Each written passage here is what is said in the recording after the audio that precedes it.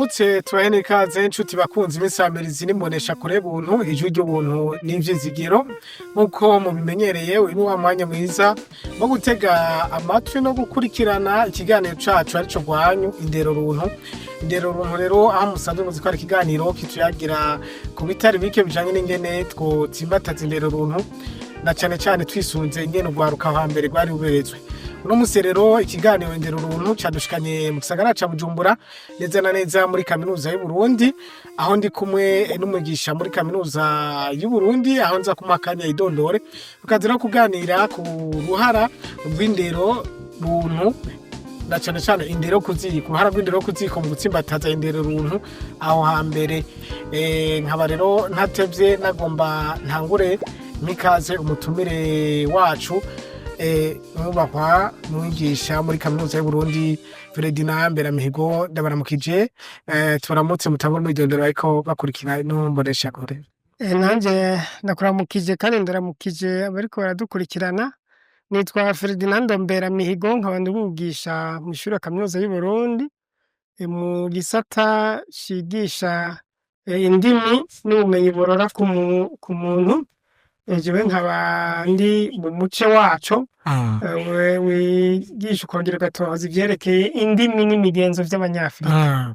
Ego nibakwe radio televiziyo buntu igiriwe ryo guhura n'umuntu nkamwe, kandi vy'ukuri nizere ko n'abakunzi ba kino kiganiro bazohungira bitari bike.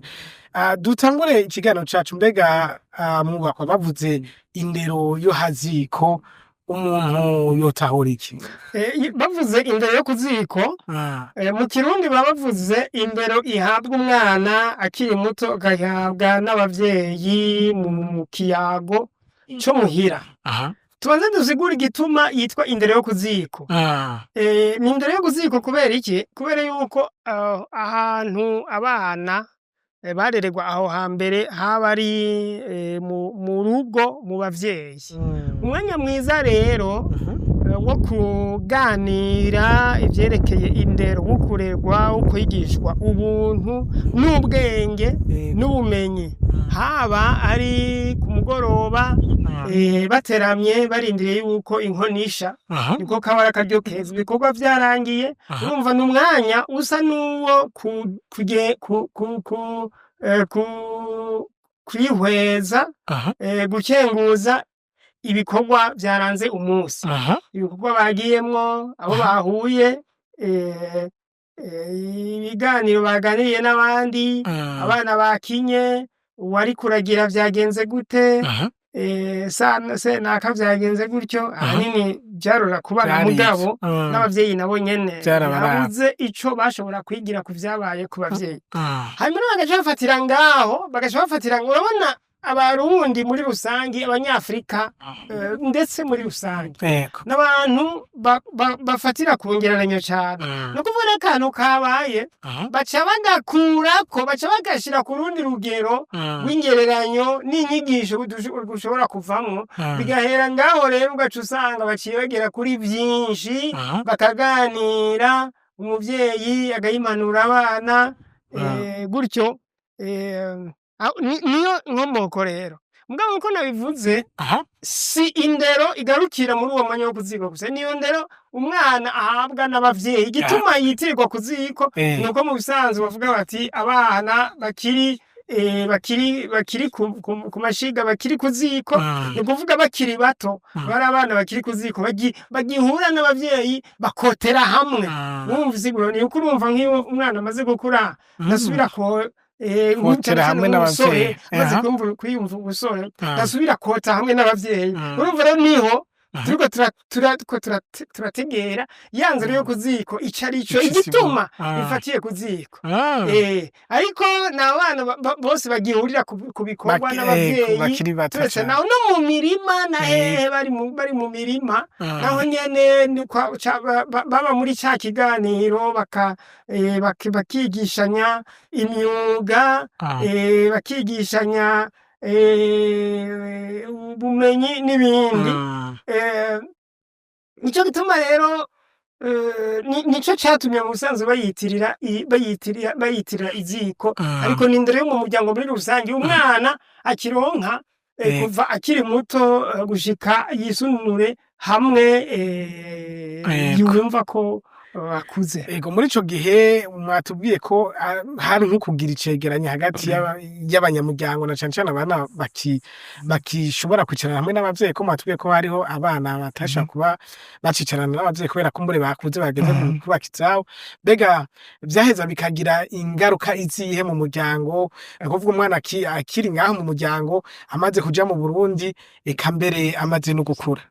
Ivyo rero birafise akamaro kanini, vyari bifise akamaro kanini mu muryango, kuko bwa mbere hoho hariho uko gusangana kw'abana n'abavyeyi, umuryango n'abantu bari hamwe, ari naco gituma no guhura ngo bafungurire hamwe caba ari ikintu gihambaye, kandi noneho n'ikintu n'ubushatse kuba ari ikintu gihambaye, kuko kwabamwo uko kuba bisanzuye bari hamwe nk'umuryango, bikerekana n'urukundo n'ubumwe. Yego cane, guhuriza hamwe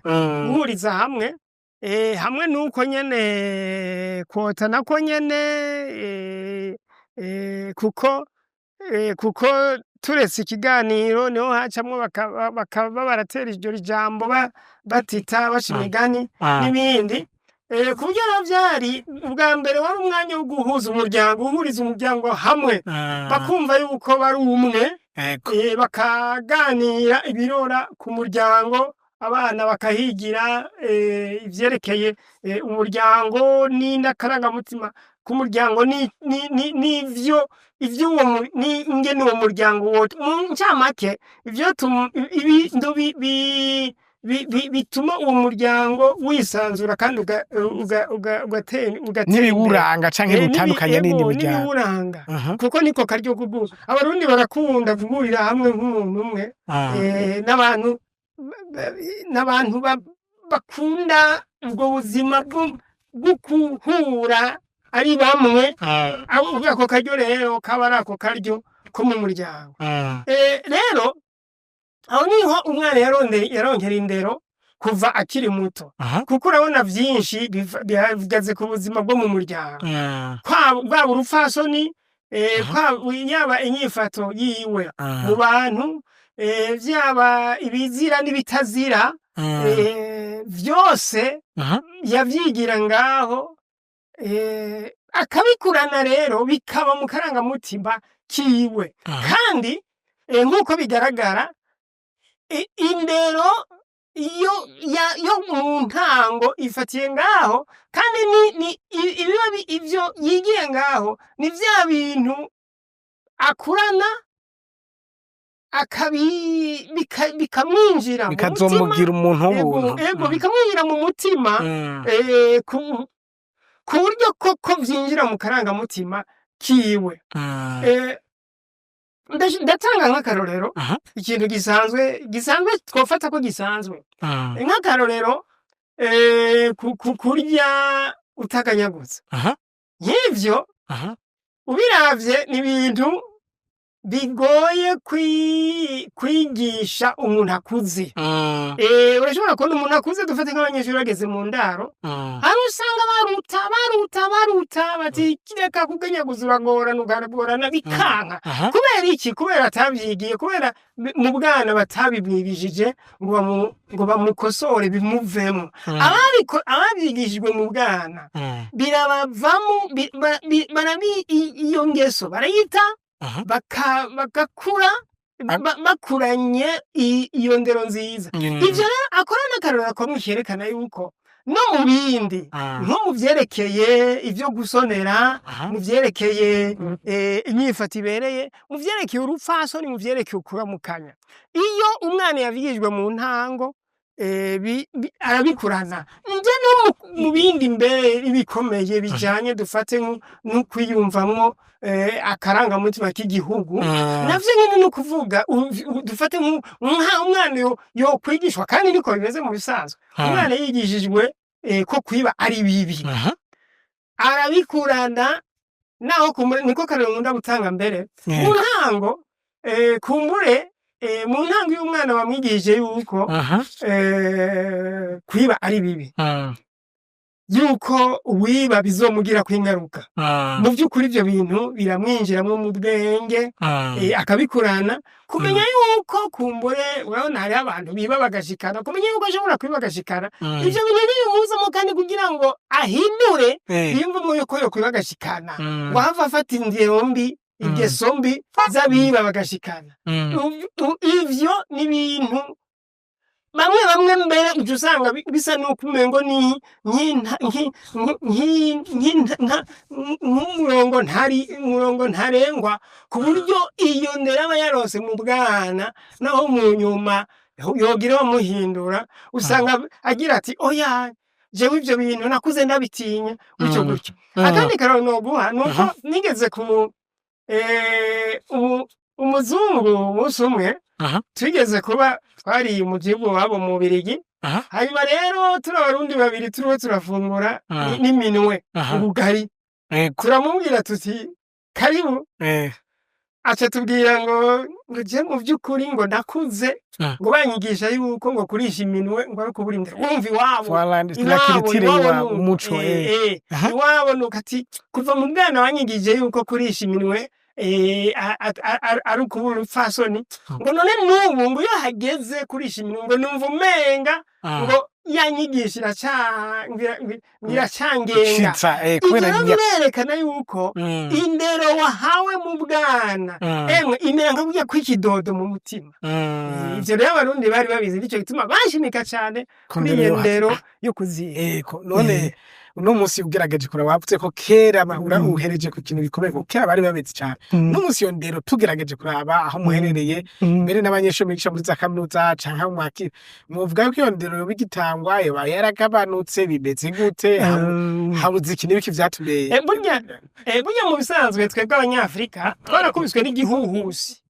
Twarakubiswe n'igihuhusi, mugabo rero iyo mvuze igihuhusi citwa ubukoroni, niho nca mpindukira imbere y'ukubandanya nkabanza nkavuga nti igihuhusi kirashobora kugukubita, mugabo kumbure mu nyuma ukivyukiranya, ugasubira kandi ugasanura.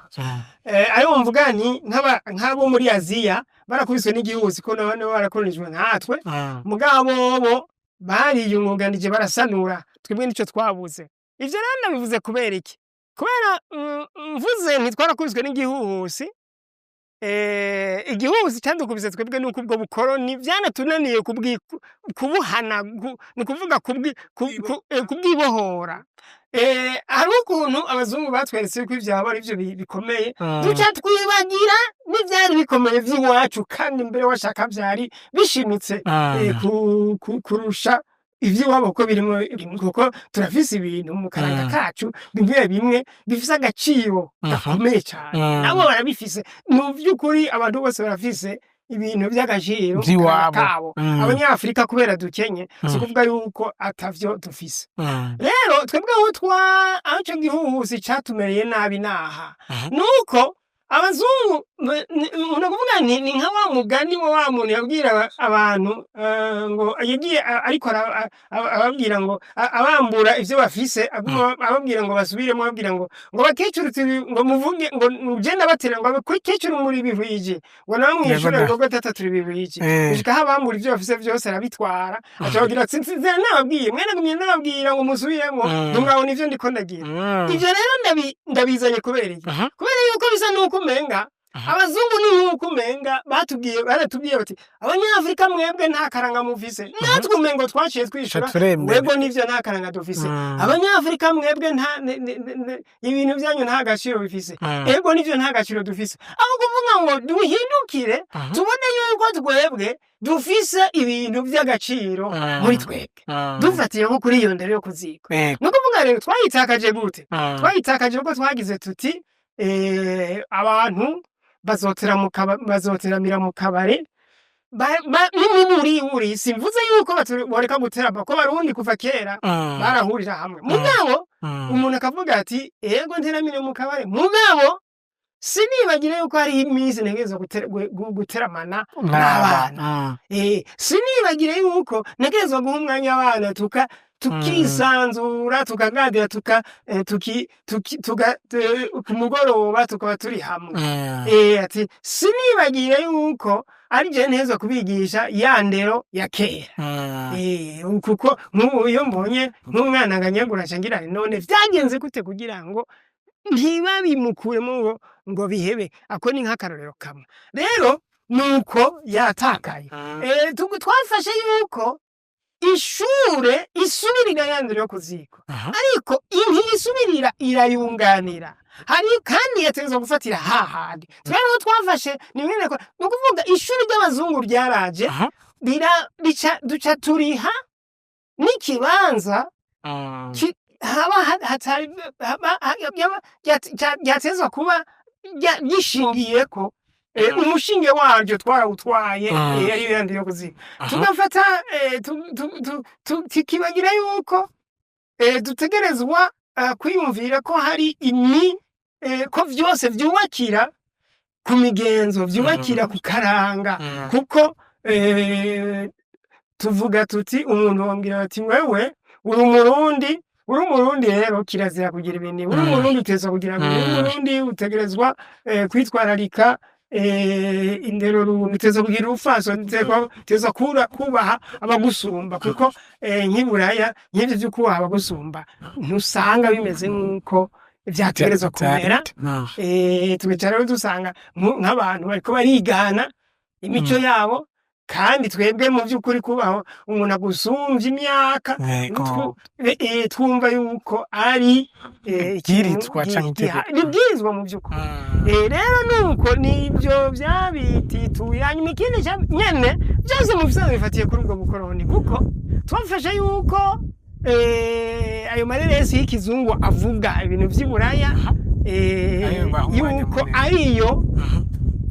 ariyo bumenyi tukibagira yuko natwe twategerezwa dufate nk'akarorero kurondera amareresi nitwaba dushaka kurera abana dukurikije amareresi yuko natwe twatezwa gushira inguvu nyinshi mu mareresi yoba ajanye n'ivy'iwacu kandi atumbereye kurera nk'abajejwe rero imico n'imigenzo ico kiba ari igikorwa kibega tukibagira yuko tutezwa kuba twashika mu vyokorwa ego reka twibutse abakunzi bimbonesha kure buntu ejo ry'ubuntu n'ivyizigiro ku kiganiro ari ndero runtu mwavyumvise aho turiko tuganira n'umwigisha muri kaminuza y'u Burundi Ferdinand Mihigo ahari karatubwira ibitari bike turiko rero tuganira ku ruhara b'indero yo kuziko mu gutsimbataza indero runtu rero yari karatubwira ati ubukoroni yovuga ko ari bwo bwatumye ya ndero yo kuzituka reka kumbure ngaruke none ivyo byose ko vyabaye gutyo uno munsi mu kibano ivyo bifite ingaruka mbi izihe mu gihugu hari ingaruka mbi vyo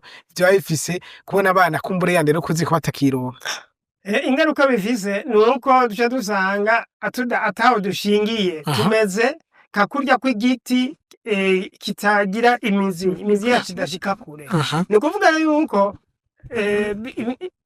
ya ndero tutakiyifise ni ukuvuga uciye hirya gakwega aradutwara undi yasubira hirya gakwega akadutwara tutaba twashimikiye kuri ya ntango kuko mu by'ukuri twibagiye aho ishure riziye abavyeyi wasanga basa nuko bafata yuko menga ntibikibakwiye kurera abana kuko mw'ishure bahigira ibihambaye abavyeyi badashobora